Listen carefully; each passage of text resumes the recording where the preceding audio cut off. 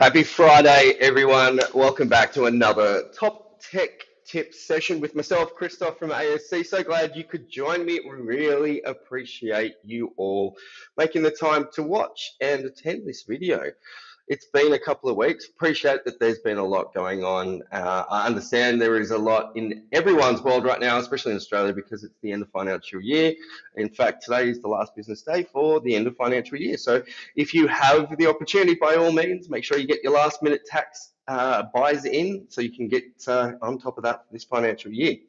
Now, thank you to everyone who's attended the events recently. The FinTech Marketplace event that I spoke at only 2 weeks ago was fantastic. Really lovely to see many of you there and look forward to being able to talk with you all again around cybersecurity. Now, part of the conversation and the reason for today's chat is that we've had a lot of questions come up around cybersecurity, which is inevitable, right? And it's happening day in, day out.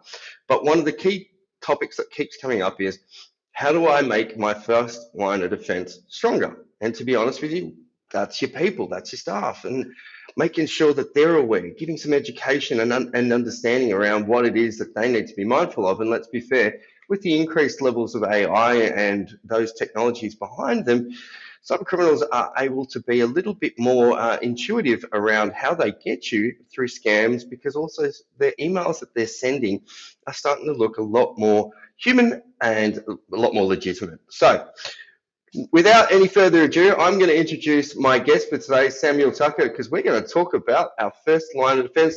Thanks for joining me today, Samuel. How are you doing? Doing well, thanks, Kristof. Happy to be here.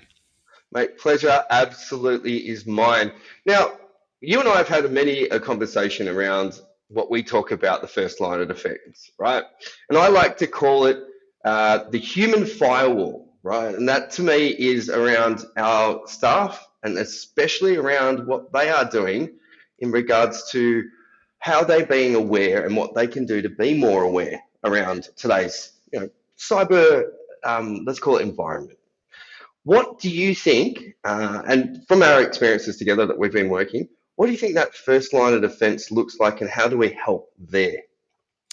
Yeah, so, there's no mystery that almost every breach report that comes out, this is what's going on in the world of cybersecurity this year, will indicate that the large majority of breaches include the human element. And that's not necessarily just phishing. That can just be people making mistakes, sending things to the wrong places, just doing activity that they shouldn't be doing. And, the best way, no matter what technical controls you've got in place, one of the best ways you can get on top of this is building a strong culture of security throughout the organization. So no matter what department you're in, no matter what your role is, security is part of your day-to-day.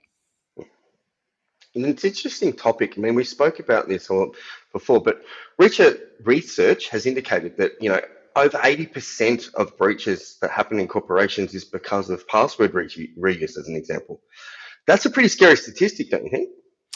Yeah, look, there's the statistics, as I said, and not just password stuff, misconfiguration, people doing things that they shouldn't be doing, sending things that they shouldn't be sending off. But yeah, passwords. We do a lot of work with organizations helping them understand why passwords are important. And they're surprised in some of the examples that we're able to pull out what some of their passwords are without knowing them, just because, you can look up what commonly used things are. Do they have a football team they like? Do they have a dog that they, what's the dog's name? What's the date of birth? Well, you've already called out probably, a couple of people in the room's passwords. Yeah, and it's a scary thought. We talk about how, services such as Netflix get scraped quite regularly, and it's an unfortunate event because the loopholes get done. And so at that point, they have the username and password.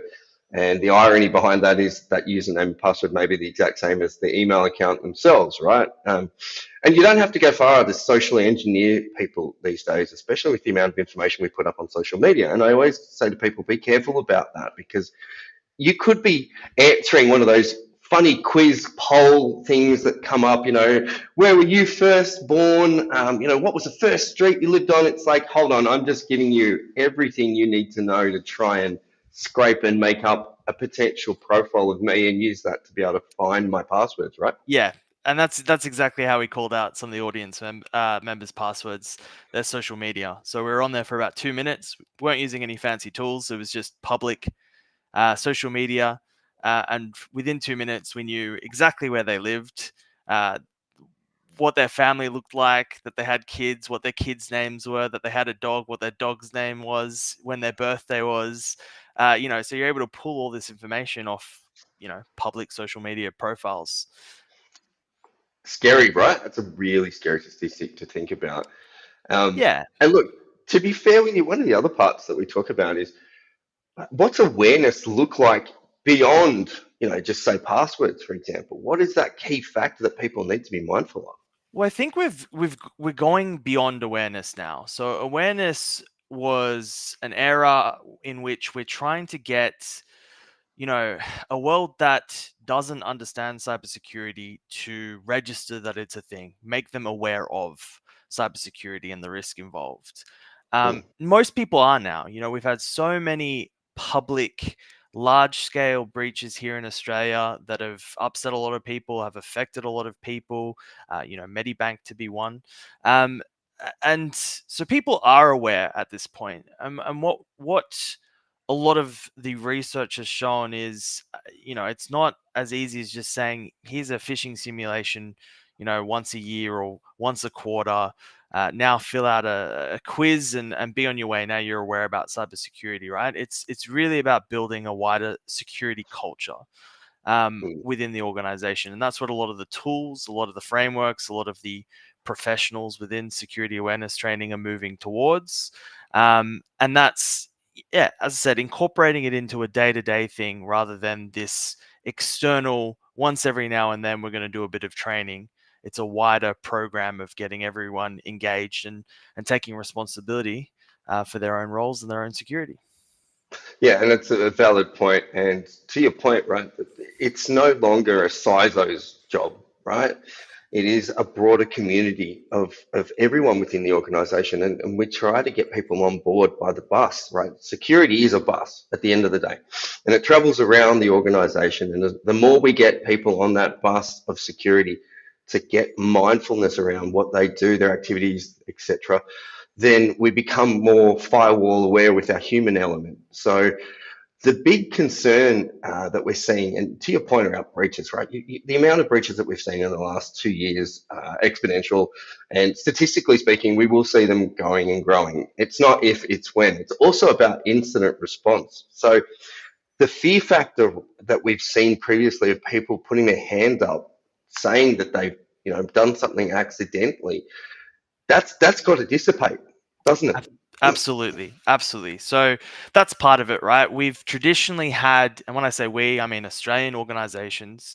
There was even an article in one of the newspapers recently about cybersecurity where a CISO from a financial institution was talking about how, if employees don't do their training, we, punish them and make sure they do it. They're at risk of losing their jobs if they click on links and do these things. And that creates an environment where people don't want to engage with the security team. The security team is an antagonist, and they're worried. Oops, I did click on something, but if I report it, I might lose my job. So maybe I'll just not report it and hope it never gets noticed.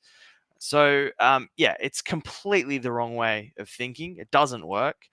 We want to engage people. It should be, fun, something that helps them do their jobs better. And I say, when in doubt, report it, right? If you're not even sure it's something, just report it. I'd rather see 1,000 false reports than be getting no reports from an organization. So yeah, making that easy, making that accessible, making it safe. You clicked on something, no problem. Just let us know. We use a tool where they can click the button and then drops down. It says, have you done anything with this? Have you opened it? Have you read it? Have you given any credentials? Have you downloaded anything? Have you opened anything? And people can just tick that, click next, and it's a really seamless process. And they know they're not going to get in trouble for it because Mm. they're helping us. They're helping us get on top of whatever this threat is and whatever this risk is. And it's an interesting point, right? So even from the ASD perspective, or the ACSC, depending which version you want to refer them to, they've also got a heap of tools now available for organisations, especially even small ones, in the event that they are breached, that they can assist them. And that's one of the best things I've seen come out of the government recently around that, because I get there's some $2 billion spend that we're supposed to be seeing around our cyber posture within Australia. And if we're talking about that, it's probably a drop in the ocean compared to what, let's call it, the cyber community and the criminal community are spending to get to Australia. But nonetheless, it is important, because the more you actually activate those resources, the better prepared you are, right?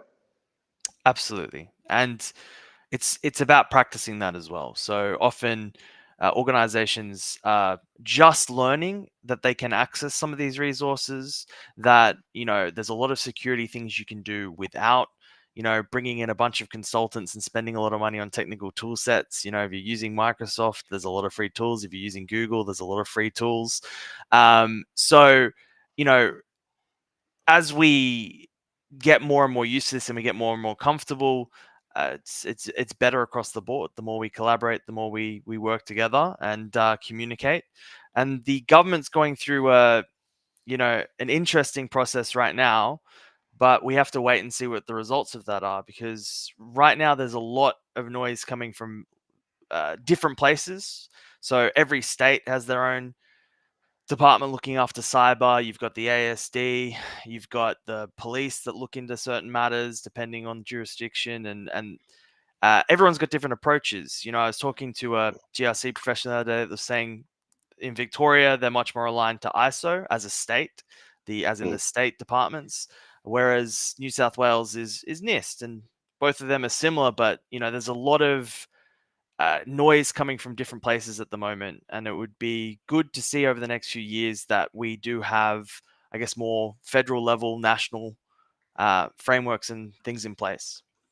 Yeah. And look, prime example is the AESCSF, for example. That's the AEMO, the Energy Regulators framework, is based around NIST as well, right? So, we are seeing frameworks at least are starting to be applied. And when we talk about frameworks, Essential 8 isn't a framework. It's a set of categories and controls. It's not an actual framework, and it's Microsoft centric. So back to the point about resources, if you are interested in seeing any of these resources, please visit www.cyber.gov.au. There is a plethora of data and information there, especially for small businesses to be able to take advantage of. Samuel, last tips, heads up, what would you like people to take away from this conversation?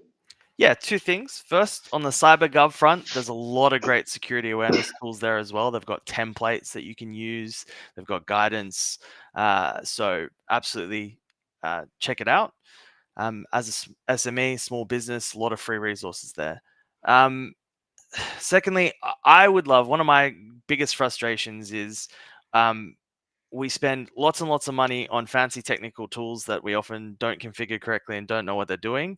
But when it comes to investing in, fire drills for our people or awareness campaigns for our people, we often want to just use whatever spare change is lying around and not actually invest in our people. So I want to try and get people to change that mindset. One of the best investments you can make is in your people and training your people, making them more aware. Then you won't have to spend as much money as you are on those technical tools, or you have a lot easier time doing it. So I think that's my message to everyone present. Absolutely. And to your point, right, it's not if, it's when. If you invest up front, the long haul is actually going to be a better return on investment from that perspective. Thank you so much for your time on the call today, Samuel. It was really appreciated that you were able to answer some of these questions. I know there's plenty of questions that have been coming through. Keep them coming, and I promise I will keep these sessions going so that we can help address and answer some of those. Now, in the meantime, take care, everyone out there. Sam, I've got you tagged on the LinkedIn. Is there anyone else, anywhere else I can send people if they wanted to learn more about this cyber awareness training? Look, no, that's the best way. If anyone's got any questions, they're more than welcome to reach out to me on LinkedIn. Excellent. And it's been an absolute pleasure. So, as I like to say, think before you click, and the boogeyman is out there, but I will see you all very soon for another Top Tech session with myself, Kristof from ASC. Thanks for joining me, Sam. Thanks, Kristof.